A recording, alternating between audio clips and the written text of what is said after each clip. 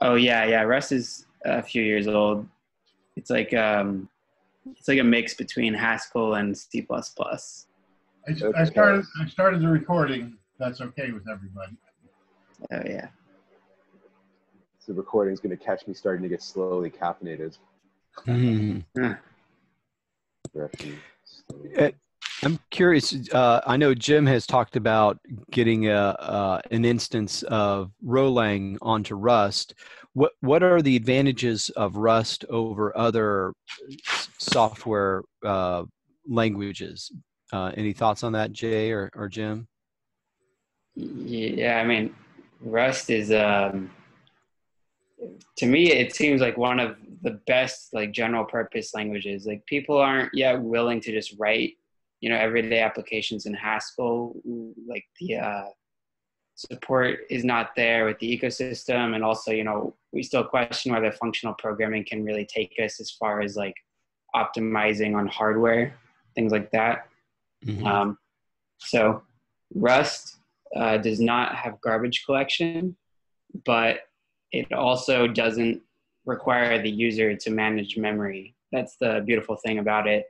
And so because it's able to be optimized at such a low level on the hardware, but also has kind of the beauty and like type system of Haskell, you can compile Rust very easily to different architectures, like, an ARM chip on a normal computer, or maybe WebAssembly. So Rust is actually one of the perfect languages for smart contracts because there's no garbage collection. It's really easy to quantify just what operations are happening on the chain, so you can assign transaction fees, things like that. And Jim, what was how were you planning to incorporate Rust into Rolang? I was trying to think of how you were doing that. What was the goal? Oh, the goal is to run. Well, I mean, there's numerous goals. I mean, Rust is just a really safe language for developing code. Okay. And, so we can have a great deal of confidence that a Rolang interpreter in Rust isn't going to crash. Okay. Okay. It's going to be maintainable. So you're going to write a Rolang interpreter in Rust. Somebody is. Right. I started working on one last night just for fun, but to make it serious would take a good while. Yeah, and Eric, Jay is a person who could do these kind of things. I've seen him do it. I'm not. I'm like 2 or 3 notches below him in coding capabilities. Wow. Well, I'm good at Rust, but I'm bad at Rolang, so it's a learning experience. He can only write the interpreters for Rolang. He doesn't do applications. Yeah, I'm hoping writing an interpreter will help me learn how to write in Rolang.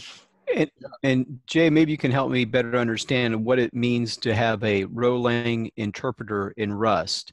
So when you write a smart contract, is the smart contract written in Rolang, or is it in Rust, or how does that all kind of fit in? Rolang, so it wouldn't look any different than the existing. If you get like a Docker instance of the RChain node and you run Rolang through that. Okay. Like I know the RChain cooperative has probably the best Rolang interpreter. And then there's Roxy, which is, I think, JavaScript in the back end, but it's Right. really just, parsing a text file of Rolang, compiling it into an abstract syntax tree, and then compiling that down to a bytecode. Okay, so Rolang interpreter in Rust. So we would create the smart contract in Rolang. It would go through the Rust interpreter, and then you you would have all the advantages of the Rust language over the Rolang languages would be the motivation for doing that? Yeah. Well, not really. Right now we have it, Rolang written in Scala. Okay, and that Scala is not a bad language. Rust would be preferable, and Rust has the advantage of running under WebAssembly, along with a bunch of other advantages. Mm-hmm. It's a systems language. It's very efficient. Oh, okay. And it can run in the browser, and that's what it comes down to is the decentralized systems of the future. Most all of our transactions are going to be running in the browser or on in the local machine. Okay. And we want those to be in Rolang as opposed to some other language, because we want to have the orchestration of our processes algorithmically constrained. Okay, that was the piece I needed to understand. So the current Rolang is written in Scala. So Rolang is just it's just next level of the row calculus. So it's got to be created in something. So it's all that the Rolang the row calculus white paper has been converted into a computer language, which is Scala. So when you write Rolang, it's working on Scala behind the scenes, and it goes through the interpreter and you get your output. So the idea is to create starting with the row calculus paper, take all that mathematics, put it into Rolang, but in the form of Rust, using Rust as that back office language. So when you're processing, doing all the computation, now it's in Rust as opposed to Scala, and that is what's going to and Rust allows you. That's more of a web interface. So now you can have these applications running on the internet on web pages. Does that sound on the same page there? Is that? Yeah, we could do the same thing with Scala JS. We could run that in the browser. It would take a fair amount of work, just to get the interpreter part of our chain working in Scala JS in the browser, but that can be done also. But it comes down to Rust being a very efficient, very safe programming environment. Okay. That happens to run under WebAssembly, which is convenient. Much of the power of C++ and all of the safety of Haskell, or most of the safety of Haskell. Yeah, it doesn't have all the safety of Haskell, but it's pretty close as far as safety. The main thing it doesn't have that Haskell has is some of the higher kinded abstractions, the higher order abstractions, like type classes that take types as input. Like I think you saw those last time in the Idris office hours. Rust has a philosophy of zero cost abstraction. So anything that's in the language has to be reducible by the compiler to basically completely remove that abstraction away so that there's no overhead during runtime. So you can't have things like dynamic typing necessarily in the language, or a dynamic, I'm trying to think of a good way to put this, like higher kinded types, if you know about those. Anything that would require like a virtual table or a dynamic dispatch from like that kind of polymorphic structure where you don't know a type until runtime.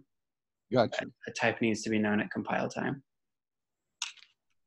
Is there a particular industry that tends to lean heavily on using Rust for development, for instance, say financial or supply chain, or maybe like aerospace or some other industry? Yeah, well, Rust is still really new, so the big industries haven't really adopted it yet. But one of the biggest industries for Rust is actually the blockchain. Oh, okay. A lot of companies use it because it is such a safe language, and blockchains are so critical to not have bugs in them, nodes. Right. So like even Facebook's Libra is in Rust. Parity Okay. works in Rust. Ah, okay. That's interesting. The Parity Ethereum node is in Rust. The Parity Ethereum is in Rust. So they create another instance of that. So that's interesting. Yeah. I could show just like a tiny bit of code I have for the Erlang interpreter. It's not really an interpreter yet, but yeah, This I'd be is interested. in Idris? it's not an Idris, it's in Rust. Oh, yeah. And I want to ask you a question. You said the Idris meeting. I don't know of any Idris meetings. Are you talking about the consensus collab that met yesterday? This is supposed to be Dan's office hours for Idris, right? Oh, yeah. Okay, I see what you're talking about now. I missed. I thought you were talking about another group that talked about just Idris. Okay. No, yeah, this one. Let's see. Okay, y'all can see my screen? Yes. Yeah. Cool. So, yeah, and where to start? I'll start with an enum. So enums look pretty similar to Haskell and Rust. Each variant can have its own types, its own data inside of it. So you see here's a Erlang term, and we have the par, the receive, the send, and the nil. Par takes two terms, and this box is basically like a pointer or a reference to some dynamic memory. That's kind of where you get the merging between. It's not like pure Haskell because you really do have to care about where your memory is stored. So you have to point to a self-referential type like term. Par holds two terms, and so it must be held as a pointer. Otherwise, you would have this infinitely sized type because it'd be a term of a term of a term. So anyways, we have par, which is a term and a term. Receive just takes a term, and send takes a term, and then nil. So Okay. down here in main, we can construct expressions like here's a send that has a receive inside of it, and that receive just takes nil. Or it does nil. And then when you're writing a smart contract, you would be creating the syntax for writing that send. It would still be the bang, and is that correct? And so the Rust interpreter would interpret that bang as a send. Yeah, that's a good question. So this right here is the construction of the abstract syntax tree, which is like the intermediary representation. So then on top of this, you would have a parser. So like in Rust, there's a parser combinator framework called Nom. It's like nomming up pieces of code. So this is what would go read a text file and see if there's any good examples. Yeah, so like you can define, like a hex color is defined by a hashtag. So basically you would have this normal Erlang file, and that would compile to, using Nom, you would build an abstract syntax tree. And then once you have the abstract syntax tree, you can recursively evaluate it through something like a reduction function that would take a term and, you know, find a COM event in the tuple space. Okay. So I define a tuple space up here. It's a struct of a hash map of a string, and I'm not super familiar with Erlang, so I was kind of making guesses last night. Mm-hmm. But so it's a hash map from a channel name to a vector of terms. So a whole bunch of different terms or processes can be on the same channel, potentially like multiple receives or multiple sends waiting to be, you know, commed. Okay. And then you have an insert into the tuple space. And that's just, you push a term in and a channel name, and it goes and, you know, it finds that in the hash map and pushes it on, appends it to the vector. But yeah, this code you see right here, you can tell it's pretty similar to Haskell in that it uses types to guarantee that safety that, you know, there is really no way for this function to fail unexpectedly. It returns an optional term, meaning if I return none, it means that it took this term and it worked out okay, it pushed it. But if I return the term, then it means, oh, actually, this didn't actually work. I wasn't able to push it for some reason. And that's what this pattern matching syntax is allowing us to do. It's saying from the hash map, get the value that this key tries to find. And if there is some value v, then let's push our new term onto that value, which is an array or a vector, and then return none because it worked out. Otherwise, if it doesn't exist in the hash map, then let's try creating it from scratch. So we make a new vector with the term t, and then this insert returns in this specific type right here, the optional term. So if this insert fails, then we get back our term. Cool. Yeah. So I put a few inserts in, and that's about all I got. Okay. Well, yeah, I'll have to mention this. On Tuesdays, we have a RChain dApp developer working group. So the goal is that's a weekly session for us to talk about development on RChain. And so I'll mention what you're doing with the Rust interpreter. So so it's, as we move forward, so it's encouraging now that RChain is getting the recognition that it's long deserved, and with that recognition comes funding, and everything kind of feeds on itself. So we're more interest in development on RChain, and more people get involved, so it kind of continues to grow. So these projects such as Rust interpreters and things like that, they'll it's a catalyst for more things to come. Yeah. So Jay, I'm curious, so our dApp developer working group is Tuesdays at, so you're so it's 3 p.m. Eastern time, and you're in Central, so that would be 4 p.m. your time. Are you available for a session during the weekday, or are you're busy with work? Yeah, I could do that time. Okay. Well, I tell you, so here, let me look at the community calendar.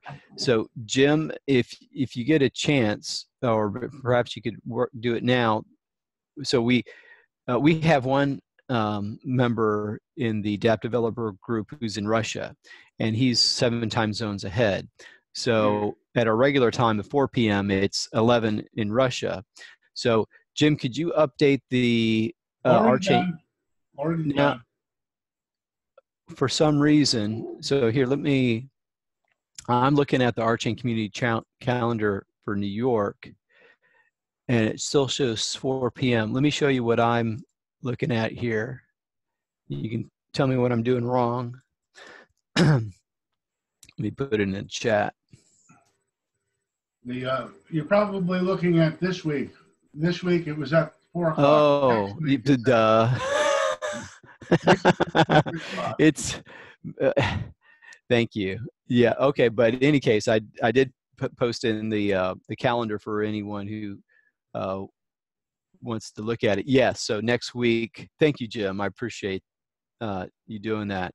So so Tuesday at 3 p.m. Eastern Time or 4 p.m. Central Time is our DApp Developer Working Group. So let me just kind of give you a highlight as far as Jay, for what we've got going on. So and we have a friend of Jim's by the name of Rao, and I'm not even going to try to pronounce his last name. Jim, why don't you give it a last try? What's Rao's I'm sorry? Rao Bhamadapati. Bhamadapati. Rao Bhamadapati. So he's worked with Jim on with companies in the past, and he's at the level of a project manager, and I'm sure he knows some development and things like that. But he's kind of spearheaded the idea of getting a sandbox testnet up and running. So right now we have testnet for the Archain community, and we have DevNet, which is for the developers to work out the issues on the Archain development.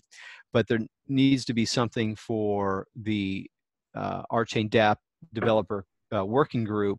So as we pick up speed to kind of work through our programs and applications and get familiar with the system, that's separate from those other two networks. So that was the reasoning for spinning up a sandbox.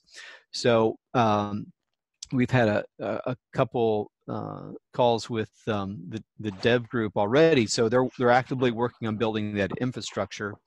And so NetZipper and myself, NetZipper is he's our colleague in Russia, and he's pretty well versed in networking. So so both two of us are going to be administrators. So the idea is once we get the sandbox up and running, then we can start throwing our homemade Rolang contracts and applications at it to stress test the network, find out what it can and cannot do, and just overall learning how all this is going to work. So that's where we're at as far as getting these and because this is infrastructure that's spun up by the Archain dev group, they have all the tooling that they've created, custom tools for logs and analyzing bugs and things like that we'll have access to. So that's called Rundeck. So we'll be able to look into, when something's going wrong and there's issues, we'll be able to look at all these tools to identify what the health of the system. So yeah, so it's all this is a matter of kind of us coming together as a community, sharing ideas, figure out what's the pathway that we're going to go, working with Archain to develop or provide what we need if they can, and just make some progress. So there's been about five of us or so that attend the Tuesday DApp developer working group. So with your expertise, Ned Robinson, who he works for Archain, and he's kind of in charge of the DApp development piece of it. So he's looking for developers to build on our chain, or trying to figure out ways on how to attract developers to work on our chain. The problem right now is there's not, funding to, to promote those initiatives. Eventually there will be, but, even when that funding comes, the groundwork needs to be kind of laid out, and that's kind of what we're doing in our Tuesday session. So yeah, you'll be a popular person as a seasoned developer in our Tuesday Dep Developer Working Group. So and hey, we're going to be picking your brain. It's, some of us are pretty novice at aspects of development. Although we have an understanding of Rolang and the RChain platform and all the components, that how it pieces together, that's great. But now when the rubber hits the road, you have to start building things, and those are different skill sets. So you've got the skill set of actually writing code and building something, and then you've got architecture, of what is this you want to build and what's the stack going to look like, and then project management. So there's all and everything in between. So Yeah. well, so it, so it we'll kind of, it'll be interesting to pick your brain at maybe not this session, but in future sessions, to kind of get your thoughts on what your experiences have been in development, what kind of methods and processes that you've used and that you're comfortable with that really tend to shine. And because we're and also what resources that what learning tools that you've used, called upon in the past to kind of get you to where you are professionally. So even those types of things, and a lot of people they may take them for granted, that that they're out there and easily accessible, but it's just, we're not aware of what they are or where they're at. So sharing those types of resources will be valuable as well. So so yeah, that sounds cool. I mean, my original reason for even starting this is just, Rolang seems like a really cool language to learn. It's something that I want to get better at. And it's also, the Rolang spec as it is now is already kind of complicated and getting more complicated. So that's kind of why I'm trying to build it from scratch, just so that I can understand at first, the core components, almost from like the PyCalculus standpoint. Sure. And then expanding out there into what else Rolang has to offer. That's a good point. Yeah, I'm working through the there's 12 sessions of computational calculi on YouTube that I'm working through. I went through another session last night just to get that foundation, because I think is it Jeremy Butts or one of the fellows from Pyrofex put it eloquently. Rolang is simple, but it's not easy. And just in a one sentence grammar, there's not a lot of going on there. Lots of symbols going this way and that way. One of the biggest complaints I have is that it really feels like spaghetti code. Like the way that it's built is a lot of you're sequencing things by passing one thing to the next, which logically makes sense, but when you write it in code, it results in these giant nests, kind of like JavaScript callbacks used to be. They called it callback hell. Yeah, and what's exciting is, so we kind of start with this foundation, understanding the PyCalculus and row calculus behind it, and understanding the grammar and the syntax.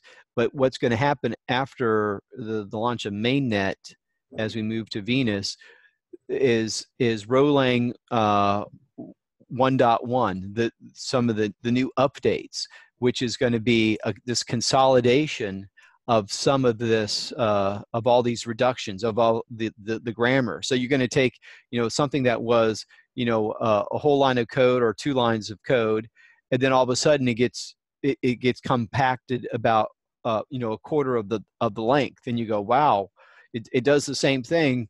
Where did everything go? And to be able to, have a point of context of what it was and what it is now, and what the meaning of that new code is, it's going to develop. It's going to get more compact, and so it's kind of neat watching the birth and growth of a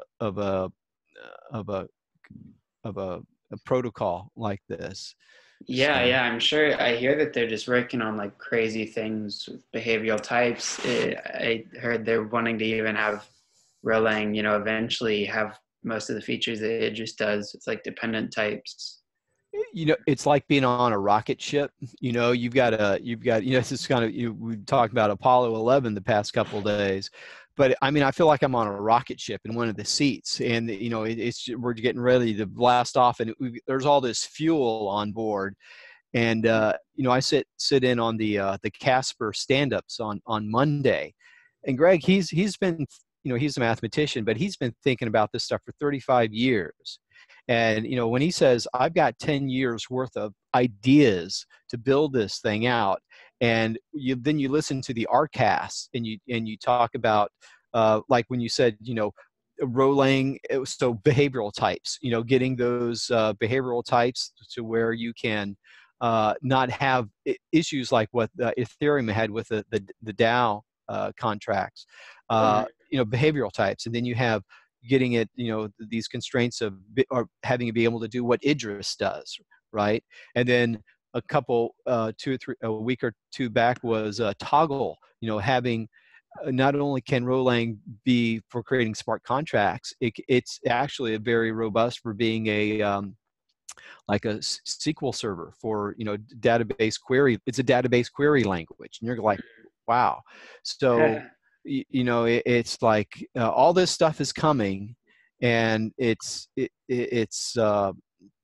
so I'm just like, okay, just kind of preparing myself for all this growth and development. But yeah, it's exciting. It's a lot of not low-hanging fruit, but it's a very unexplored space.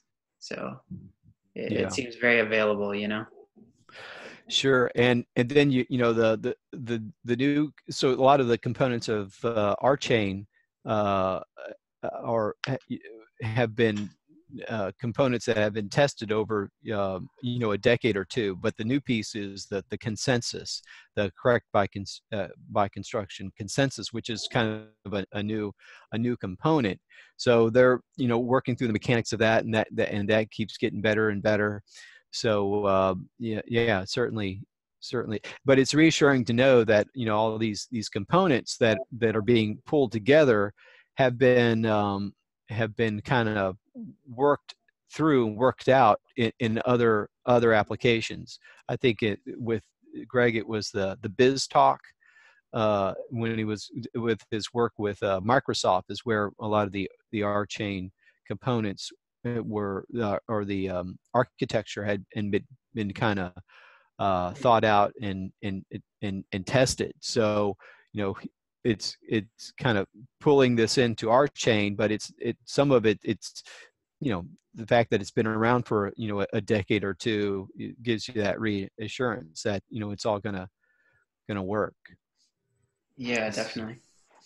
So, and the idea of this is scalable, being able to do those Visa level transactions, 40,000 transactions per second, and have content on chain, Visa level content, but with behavioral types, that was the piece that I'm really starting to get an appreciation for. That is like, Gary keeps talking about error correcting code, or behavioral types. When you're writing these smart contracts, you're not going to have issues like the DAO bug. It's just it's not going to happen. And it needs to be that case, because when you got 40,000 transactions per second and you got an issue coming up, just the level of things spinning out of control would be unwieldy. Yeah. I'm curious how behavioral types really help fix that. I've heard a little bit about them, but it's definitely still something I'm learning. You were there yesterday, right, for the discussion? I was on the Consensus Collab call yesterday. We talked a little bit about behavioral types. Right. Yeah.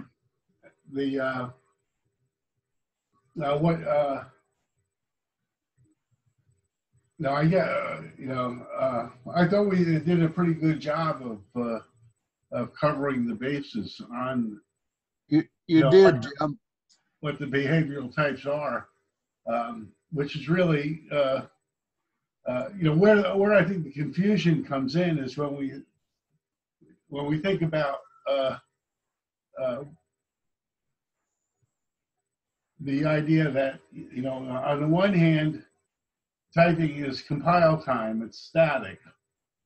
On the other hand, it's dynamic, in that you have functions that you define your types as functions. Okay, Yeah. and you're providing an abstraction. You're saying, I want a function that gives me something that has these properties. Okay, and you're saying this is the way I want the function to behave, and if it doesn't behave this way, if it's not going to behave this way, don't even run it. Okay, it's an error. Yeah. Do you have any examples of that? Because I mean, like that makes sense to me conceptually, but it's still pretty like vague for me to kind of grasp like how you would describe those things. No, I think Mike Stay's example of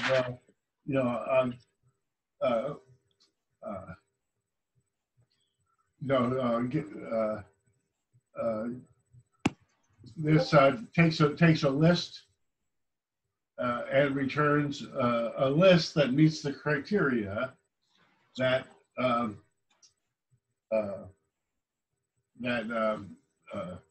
each element is less than the next element, right? That's an example of I want something that that gives me a result that meets these criteria.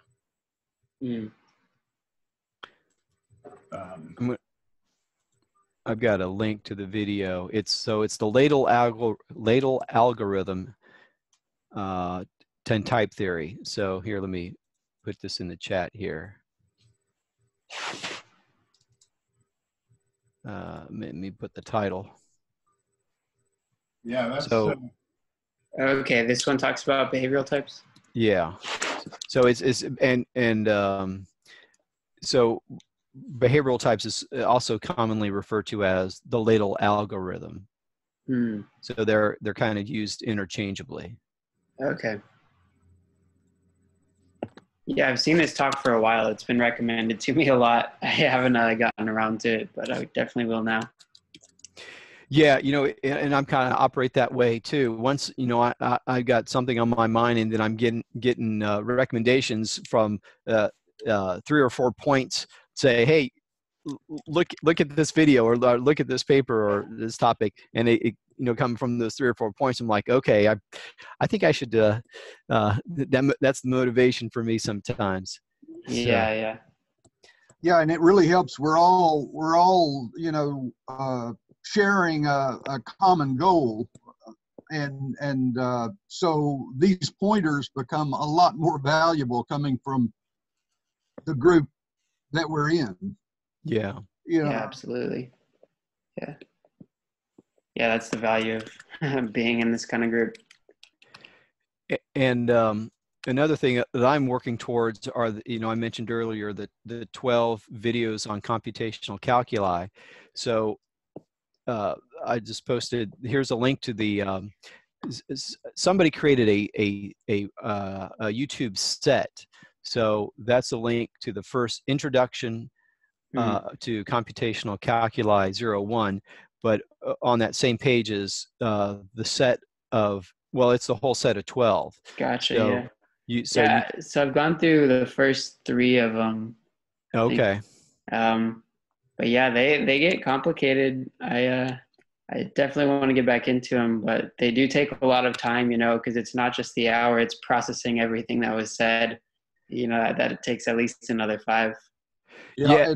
And all those videos, I mean, those were actual classes. The people in the classes had assignments to do before the next class. And without really doing that, it's tough. It's like trying to, here this is my approach to a lot of it is the first go around, I'm getting, that much of what's being said. So my challenge is just getting familiar with the terminology being used, and even some of those symbols. Some of these math symbols I've never seen or haven't seen in years. So my strategy is just go through the videos one by one, and then take a break, and then about 3 or 4 months from now I'll go back again and then go through those 12 videos, and that 3 or 4 months I will have kind of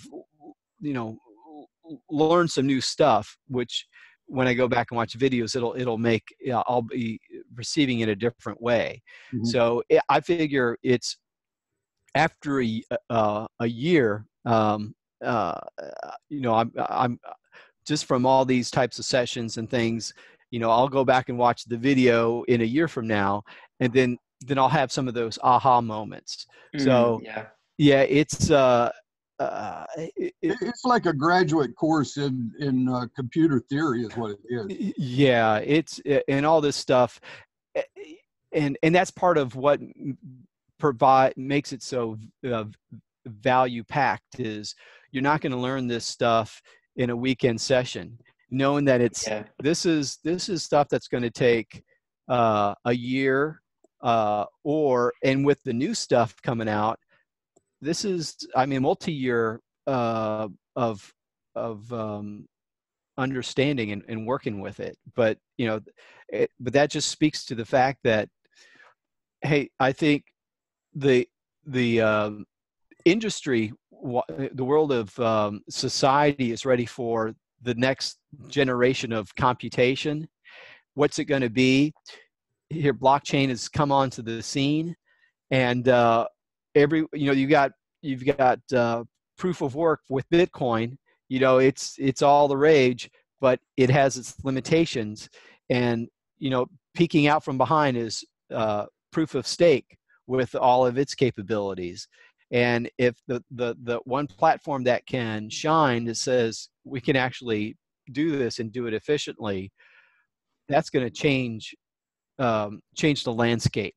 So just have an appreciation for what's going on is that motivation I need to press on and try to learn this stuff, because this is the early days. This is comparable to the early days of the internet, the early 1990s, and look where the internet is now. And this is it's going to be a paradigm shift, just as much as what the internet, the ways the impact internet has had on society.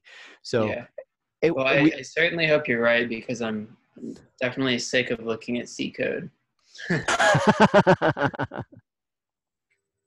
Want people to start thinking with types.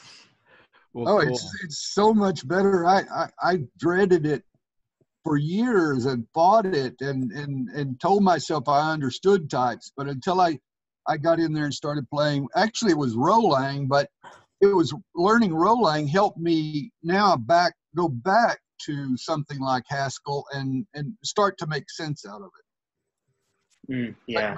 But types, I mean, programming with types, it's the only way to go. I mean, C++ is insane compared to Yeah, programming. it's crazy. And I mean, if you go back and really look at what we were thinking back then, like, it just doesn't, it really doesn't make sense. Like, the whole idea of object orientation is supposed to be about composing objects together like Lego blocks, but they don't compose. So, I mean, I don't know who the geniuses were that were, I mean, I do know it, and they're smart people, but they just did not get it right. So We didn't know the theory, I don't think. We were just, slapping things together to make it work. And it's the same. And we thought it was okay, right? Yeah. Same thing with the SQL language. Like that's kind of the de facto for querying relational databases, but it's not even, it doesn't match the spec of the relational algebra itself. So the SQL language, isn't even complete, which just blows my mind. Yeah. That's what it's been built on. That's what, all of our infrastructure has been built on. And when you do build things right, for one, the code is so much simpler that you almost don't need that documentation. Exactly. But and and you don't have to translate mathematics into computer language. If you use something like Haskell, I mean, it starts looking like, I mean, it is math. Yeah, definitely.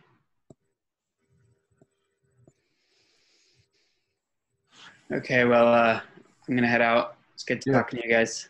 Good session. Let's hope Dan shows up next week, but this was a good one. Yeah. Thanks, everybody. Bye. Bye all.